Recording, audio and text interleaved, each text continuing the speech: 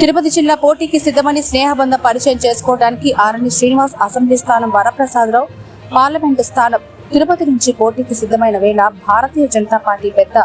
ఎత్తున కార్యకర్తలు జిల్లా వ్యాప్తంగా రావడం జరిగింది. అదేవిధంగా జనసేన పార్టీ నుంచి నియోజకవర్గం మొత్తం కార్యకర్తలు లీడర్లు రావడం జరిగింది. దీనికి పూర్తి మద్దతు మారిందని బీజేపీ పార్టీ లీడర్లు భానుప్రకాష్ రెడ్డి, సామంచి శ్రీనివాస్, చంద్రప, శాంతిరెడ్డి, తేజస్వి రెడ్డి మరితరులు పాల్గొన్నారు. వెనుకున్నటువంటి భారతీయ జనతా పార్టీ కార్యకర్తలు,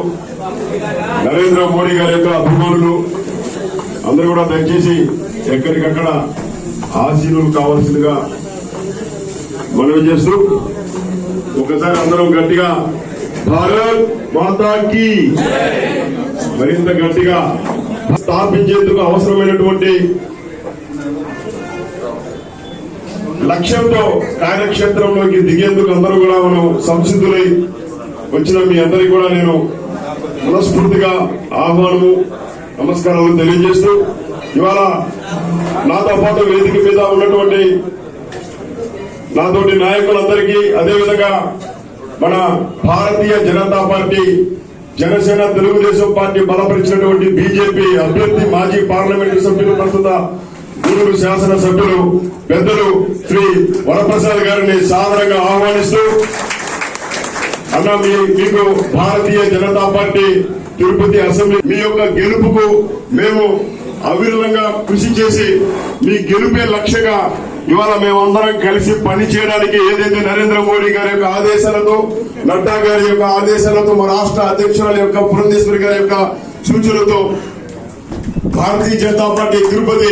పార్లమెంటు సభ్యులుగా మీరు వచ్చినటువంటి తరుణంలో కరతాళ ధ్వనులతో మనం అందరం కూడా వరప్రసాద్ గారికి స్వాగతం పలుకుతూ, అన్న తిరుపతి అసెంబ్లీ నియోజకవర్గంలో ఇవాళ 3 పార్టీల కలయిక సందర్భంగా ఇక్కడ జరుగుతున్నటువంటి అరాచకాలు కావచ్చు, అనైతిక నిర్ణయాలు కావచ్చు, దోపిడీ కావచ్చు, దౌర్జన్యాలు కావచ్చు, నిలువరించడంలో